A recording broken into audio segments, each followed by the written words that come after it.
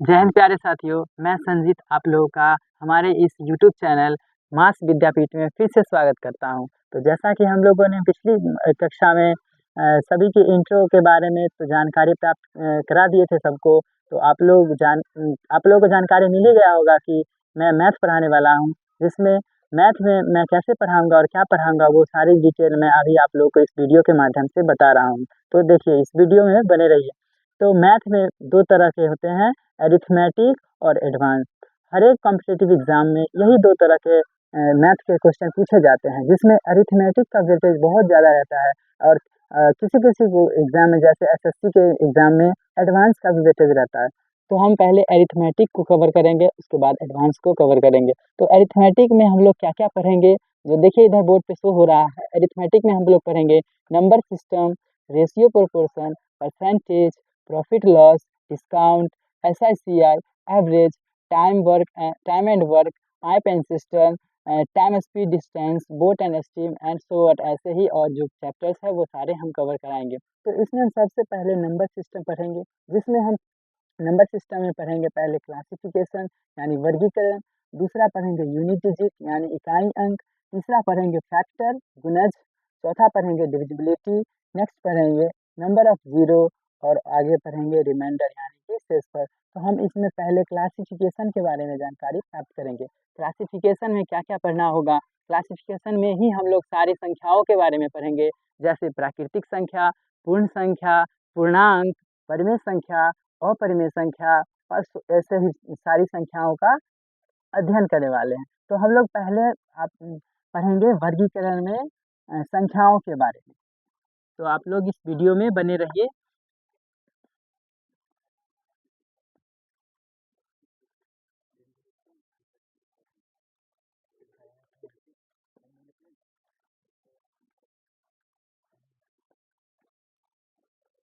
चलिए, तो क्लासिफिकेशन में हम लोग पहले पढ़ेंगे क्लासिफिकेशन।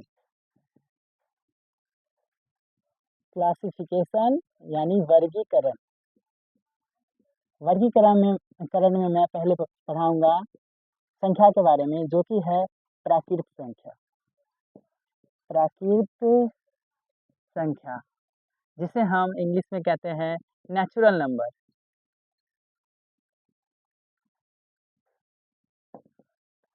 चलिए, तो मैं अगर आप लोग को पूछूं कि नेचुरल नंबर किसे कहते हैं, तो आप लोग क्या कहिएगा।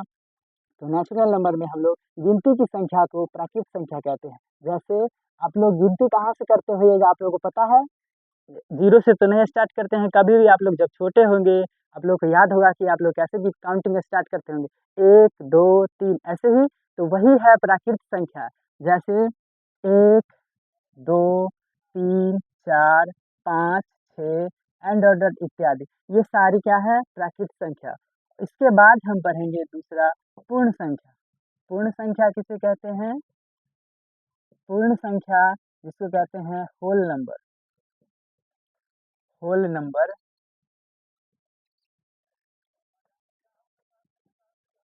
होल नंबर किसे कहते हैं, उसी गिनती की संख्या में ही हम लोग अगर जीरो शामिल कर दे तो वो पूर्ण संख्या बन जाता है। यानी कि हम अब काउंटिंग स्टार्ट करेंगे कहाँ से, जीरो से। 0 1 2 3 4 5 डॉट डॉट डॉट इत्यादि। तो ये हो गया, पहले प्राकृतिक संख्या पढ़े, फिर पूर्ण संख्या पढ़े। अब आता है पूर्णांक। थर्ड में क्या आता है, पूर्णांक, इंटीजर। इंटीजर क्या होता है, इंटीजर वो संख्याएं होती है जिसमें धनात्मक, ऋणात्मक और जीरो तीनों संख्याएं आती हैं। देखिए, यानी कि 0 +1 2 3 -1 -2 इत्यादि। तो इसमें तीनों संख्याएं मिश्रित होती है। कौन कौन, 0 1 2 3, प्लस वाले, माइनस वाले और जीरो, ये सारी संख्याएं को हम लोग एक साथ कहते हैं पूर्णांक, इंटीजर। अब हम पढ़ेंगे परिमेय संख्या। तो तब तक आप लोग बताइएगा कि परिमेय संख्या किसे कहते हैं। आप लोग सोचिए थोड़ा सा, परिमेय संख्या किसे कहते हैं।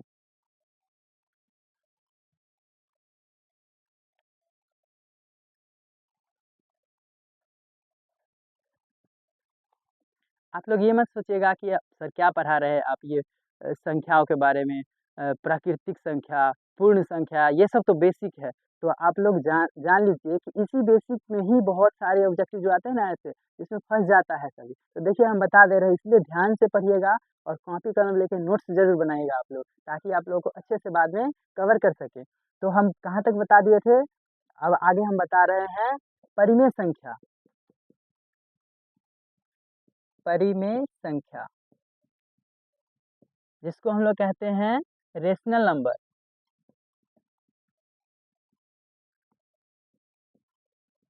चलिए, तो परिमेय संख्या किसे कहते हैं? वैसी संख्याएँ जो P/Q के रूप में लिखा जाए और P/Q दोनों ही क्या हो? पूर्णांक हो, तथा उसका जो Q यानी कि उसका अंश बटे हर लिखेंगे, तो उसका जो हर होगा ना, हर नीचे वाला भाग, वो क्या हो जाएगा? 0 के बराबर कभी नहीं होगा। जैसे, तो इसमें हम क्या लिखेंगे परिमेय संख्या? वैसी संख्या, देखिए P/Q होना चाहिए संख्या, यानी कि भिन्न के रूप में होना चाहिए। भिन्न में ऊपर वाला क्या होता है? ये होता है अंश, और नीचे वाला क्या होता है? हर। अंश बट्टे हर के रूप में वो सारी संख्याएँ जहाँ जो भी होगी, वो सारे क्या कहलाएँगे? परिमेय। लेकिन इसमें कंडीशन ये रहेगा कि ऊपर से तो हमको कोई मतलब नहीं है, ऊपर कोई भी संख्या आ सकता है, लेकिन नीचे कभी भी ये Q का मान कभी भी 0 के not equal to 0, Q not equal to 0, यानी कि वो कभी भी 0 के बराबर नहीं होगा। क्योंकि आप लोग पता ही है कि अगर हम लोग किसी संख्या में 0 से भाग देते हैं, तो कभी भी परिभाषित नहीं होता है, वो क्या हो जाता है? अपरिभाषित। तो ये कभी भी ऐसा नहीं होएगा। तो अब हम क्या समझेंगे? अपरिमेय।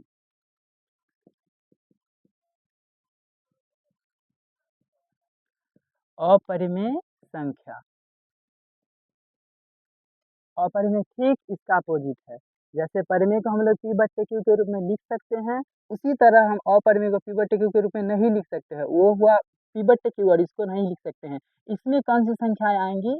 वो सारी संख्याएँ जो रूट में ना हो, या फिर रूट वाला भी होगा, लेकिन जो रूट में होगा वो निकल जाएगा, रूट से बाहर हो जाएगा। जैसे रूट में अगर हम 4 बोलेंगे, तो ये भी परिमेय है, क्योंकि ये रूट में 2 गुने 2 क्या निकल जाएगा? 1 2 बाहर हो जाएगा, और इसके नीचे कुछ नहीं तो 1 तो लिख सकते हैं। तो ये फिर से हो गया ना P/Q, यानी कि ये भी हो जाएगा परिमेय। तो बच्चे यहाँ पे ये कन्फ्यूज़ होते हैं, तो इसका परिभाषा अगर कोई पूछेगा तो बोलेगा वैसी संख्या इसे P/Q के रूप में लिखते हैं, और उसको हम लोग क्या कह सकते हैं? परिमेय। लेकिन उसमें भी बोल देगा कि रूट वाले सभी संख्याएँ अपरिमेय होती हैं, लेकिन गलत हो जाएगा ये परिभाषा, क्योंकि हम लोग ये नहीं कह सकते हैं कि रूट में सभी संख्याएँ परिमेय हैं या सभी संख्याएँ अपरिमेय हैं। कुछ संख्याएँ परिमेय हैं रूट वाले, और कुछ अपरिमेय भी है। तो रूट वाली लगभग-लगभग संख्याएँ क्या हो जाती है? अपरिमेय, जो रूट से बाहर नहीं आता है। जैसे √3, √5, √7 इत्यादि, ये सारे क्या हो जाएँगे? अपरिमेय संख्या।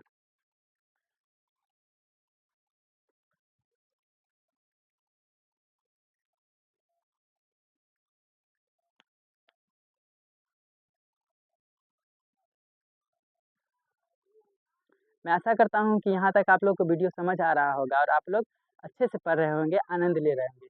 तो मैं अब इससे आगे बता रहा हूँ, और हाँ, ये जो अभी बताने जा रहा हूँ, ये दोनों पे आप ज़रूर ध्यान दीजिए, क्योंकि ये ना केवल मैथ में बल्कि ये रीज़निंग में भी क्वेश्चन आता है। तो हम इसको समझेंगे क्लियर तरीके से। जैसे इसका नाम क्या है?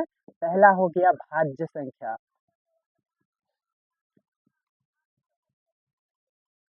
भाज्य संख्या यानी कि कंपोजिट नंबर।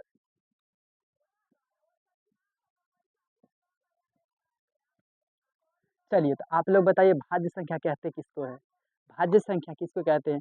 ये भी एक तरह से सम संख्या का ही रूप है, लेकिन इसमें हमेशा 3 फैक्टर मिलेंगे, कम से कम 3 फैक्टर ज़रूर होना चाहिए। जैसे हम पूछ रहे हैं आप लोगों से, बताइएगा 2 भाज्य है कि नहीं? तो आप लोग कहिएगा कि 2 तो कट रहा है 2 से, तो हाँ, ये भाज्य हो गया। लेकिन आपका वहीं पे हो जाएगा गलत, क्योंकि ये 2 भाज्य है ही नहीं। भाज्य का परिभाषा क्या होता है, आप समझिएगा अच्छे से। भाज्य संख्या उसे कहते हैं जिसके कम से कम 3 फैक्टर हो, यानी कि 3 गुणज हो। जैसे हम बताते हैं एक भाज्य संख्या, 4 क्या है? एक भाज्य संख्या, और इसको ना 3 फैक्टर है, 3 गुणज है। कौन-कौन? एक तो स्वयं खुद है एक, और एक 2 से भी कट रहा है, और एक 4 से भी कट रहा है। तो कम से कम 3 गुणज होना चाहिए। तो आप लोग दिमाग में ये मत बैठा लीजिएगा कि 3 ही गुणज होगा तब ये भाज्य होगा। जैसे हम अगर 8 का एग्जाम्पल लें तो 8 को 1 भी काट रहा है, 8 को 2 भी काट रहा है, 8 को 4 भी काट रहा है, 8 को 8 स्वयं काट रहा है। तो देखिए इसमें 1 3 ही नहीं बल्कि 4 यानी कि और भी एक्स्ट्रा हो रहा है। तो ध्यान में ये देना है कि कम से कम 3 होना चाहिए तभी वो हो जाएगा भाज्य संख्या। तो भाज्य संख्या समझ में आ गया होगा आप लोगों को कि वैसी संख्या जो कम से कम 3 संख्याओं से विभाजित हो जाए उसे क्या कहेंगे? भाज्य संख्या कहेंगे। अब ठीक इसी का अपोजिट पढ़ेंगे अभाज्य, लेकिन उससे पहले थोड़ा-सा इसमें नोट बना लीजिएगा। भाज्य संख्या स्टार्ट कहाँ से होता है? शुरू कहाँ से होता है? गिनती तो शुरू होता है 1, 2, 3, 4, 5, 6, 7, 8 डॉट ये तो हुआ गिनती, लेकिन इसमें भाज्य संख्या कौन-सा है? तो भाज्य एक ना तो भाज्य है और ना ही अभाज्य है, क्योंकि इसके पास अब खुद के अलावा कोई फैक्टर ही नहीं है, कोई गुणज ही नहीं है। अगर 2 की बात करें तो इसमें तो 3 फैक्टर नहीं मिलेगा, क्योंकि 1 से कट रहा है और ये खुद से कट रहा है, बाकी किसी से नहीं कट रहा है, तो ये भी नहीं हो जाएगा। 3 की बात करें तो इसमें भी केवल 1 है और खुद है। अगर हम 4 की बात करें 4 तो ध्यान दीजिएगा ज़रा, 1 2 से भी कट रहा है और ये 4 से भी कटा है। तो बताइए आप लोग ये भाज्य हुआ कि नहीं? हुआ भाज्य? तो देखिए ना हमको 1 भाज्य मिला, ना 2 मिला, ना 3 मिला, डायरेक्ट मिला क्या? 4। तो 4 क्या है? भाज्य संख्या। और भाज्य कौन-सा? सबसे छोटी भाज्य संख्या। कौन-सी? सबसे छोटी भाज्य संख्या क्या है? 4 है, जो कि हमको पहले नंबर पे आया है। तो इसलिए हम लोग नोट बना के लिखेंगे सबसे छोटी भाज्य संख्या 4 है। तो चलिए मैं आप लोग को इस पे एचडब्ल्यू दे रहा हूँ कि आप लोग अपने मन में ऐसे ही भाज्य संख्या इस सब में से ढूँढ के और आप कमेंट बॉक्स में कमेंट कीजिएगा कि भाज्य संख्या आप लोगों को समझ में आया कि नहीं। तो ठीक इसका अब हम अपोजिट पढ़ रहे हैं अभाज्य संख्या। ये सब रीज़निंग में भी पूछ रहा है, हम एग्ज़ाम्पल भी देंगे कि कैसे-कैसे क्वेश्चन आते हैं। तो हम पहले पढ़ लेते हैं अभाज्य संख्या।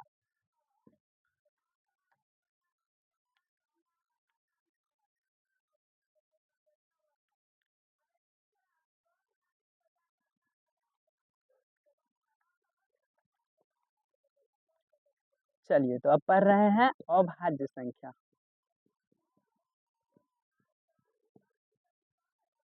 अभाज्य संख्या जिसको हम लोग कहते हैं प्राइम नंबर।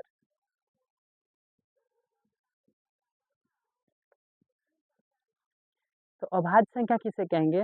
वैसी संख्या जिसके केवल और केवल 2 ही फैक्टर होगा, 2 ही गुणज होगा, उसे हम कहेंगे अभाज्य संख्या। यानी कि वो 1 से और स्वयं से, इसके अलावा किसी से विभाजित नहीं होगा, उसे हम क्या कहेंगे? अभाज्य संख्या। चलिए, तो हम बता रहे हैं, देखिए, ये है गिनती 1, 2, 3, 4, 5, 6, 7, 8, 9, 10 इत्यादि। तो इसमें हम अभी क्या ढूँढ रहे हैं? अभाज्य। तो हम तो बता दिए कि एक ना तो भाज्य है और ना ही अभाज्य है। 2 क्या है? 2 हम अभाज्य का परिभाषा क्या बताएँ?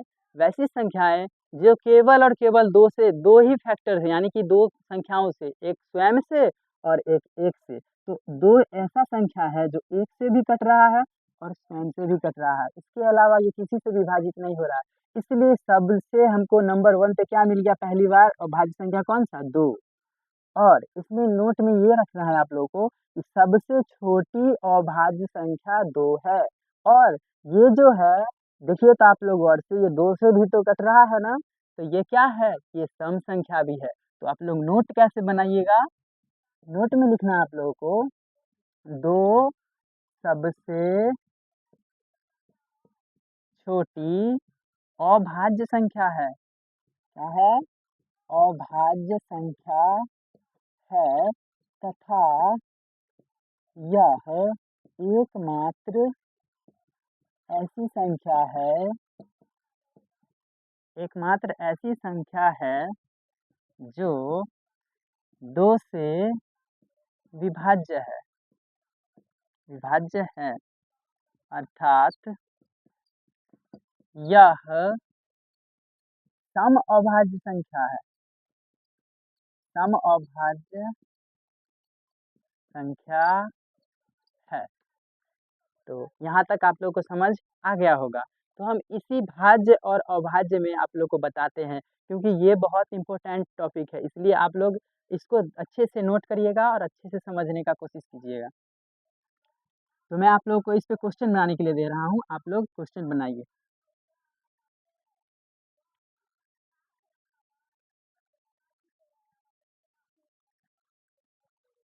चलिए, तो पहला क्वेश्चन हम मेरे तरफ से ये रहेगा कि आप लोग बताइए, प्रथम 5 अभाज्य संख्या कौन-कौन सी है? कौन-कौन सी है? तो ये रहा क्वेश्चन, तो इसको कैसे बनाएँगे? देखिए, अभी हम क्या समझाए हैं? अभाज्य संख्या वैसी संख्या होती है जिसके केवल और केवल 1 और स्वयं खुद यही 2 संख्याएँ कटती हैं, बाकी किसी से विभाज्य नहीं होती है। तो देखिए, क्या कह रहा है? और हाँ, इस पे ज़रा अच्छे से ध्यान दीजिएगा। ये प्रथम वर्ड आप लोगों को नंबर कटवा सकता है, आप लोगों को गलती करवा सकता है। प्रथम का मतलब हुआ, ये जो अभाज्य संख्या है ना, स्टार्ट कहाँ से होता है? तो अभी हम जस्ट बताए हैं, गिनती तो शुरू होता है 1, 2, 3, 4 इत्यादि ऐसे, लेकिन प्रथम हमको क्या ढूँढना है? अभाज्य। तो पहला हम क्या बताए थे? 2, इसके बाद क्या होगा अभाज्य? 3, इसके बाद 5, नेक्स्ट 7, अगेन 9 अगर आप लिख दीजिएगा, हो गया वहीं पे गलत। 9 नहीं होगा, क्योंकि गौर कीजिए तो इसके पास 3 फैक्टर है, 1, 3 और 9। ये तीनों से कट रहा है, तो हो गया ना ये भाज्य, तो ये अभाज्य में नहीं आएगा, ये नहीं आएगा। 7 हो गया, 9 नहीं आएगा तो क्या आएगा अगला? 11, क्योंकि 10 भी नहीं होगा। तो देखिए, तो हमको कितना कह रहा है? 5 अभाज्य ना? 1, 2, 3, 4, 5, देखिए लिखा गया 5 अभाज्य। तो ये रहा 5 अभाज्य संख्या। अब इसी में हम क्वेश्चन और दे रहे हैं नेक्स्ट। प्रथम 5 अभाज्य संख्या का माध्य बताएं। माध्य बताएं, तो आप लोग कैसे बताइएगा? अभी जस्ट बताए 5 कौन-सा अभाज्य संख्या है, उसका माध्य बताना है। तो माध्य आप लोग 10वां क्लास में यानी कि 10th में आप लोग पढ़ के आए होंगे। माध्य क्या होता है? माध्य होता है सभी पदों का योग बट्टे सभी पदों की संख्या। तो देखिए, हम बता रहे हैं 5 अभाज्य संख्या कौन-कौन सी हुई? प्रथम लगा हुआ है तो 2 से स्टार्ट करेंगे। 2, 3, 5, 7, 9 नहीं, 11, कितना हो गया? 1, 2, 3, 4, 5, हमको 5 ही कह रहा है, तो 5। अब क्या कह रहा है? माध्य निकालना है, तो माध्य कैसे निकालिएगा आप लोग? माध्य निकालिएगा सभी पदों का योग,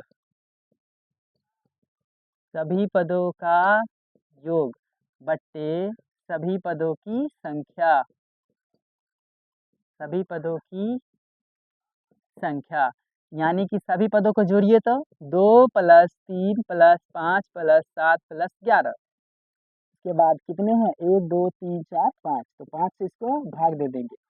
3 और 2 5, 5 10, 7 17 और 17 10 27 और 1 28। 28 में अगर आप लोग 5 से भाग दीजिएगा, कितना होगा? 5 चौके 20, कितना हो जाए? सॉरी, 5 से 25, कितना बचेगा? 3, 30, 5 छके 30, तो 5.6, इसका माध्य कितना हो गया? प्रथम 5 अभाज्य संख्याओं का माध्य कितना हो जाएगा? 5.6। तो ऐसे क्वेश्चंस आते रहते हैं वर्गीकरण में, नंबर सिस्टम में। तो हम इसी माध्य वाले क्वेश्चन पे आप लोगों को एक क्वेश्चन दे रहे हैं, आप लोग बना के बताइए। चलिए, तो पहला क्वेश्चन है, आप लोग समझ आ गया होगा, तो हम इस पे HW दे रहे हैं, आप लोग घर पे बनाइएगा।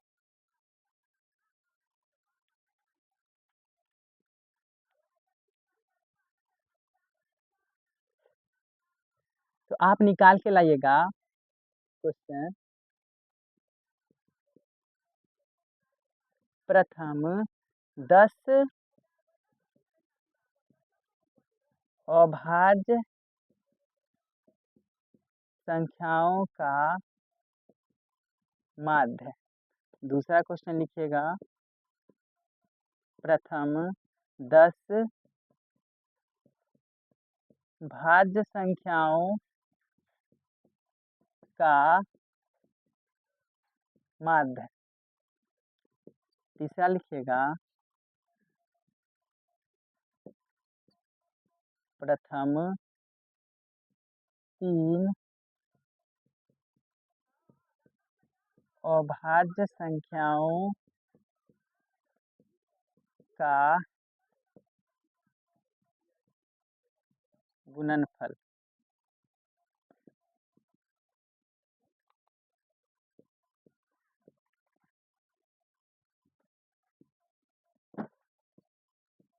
प्रथम 5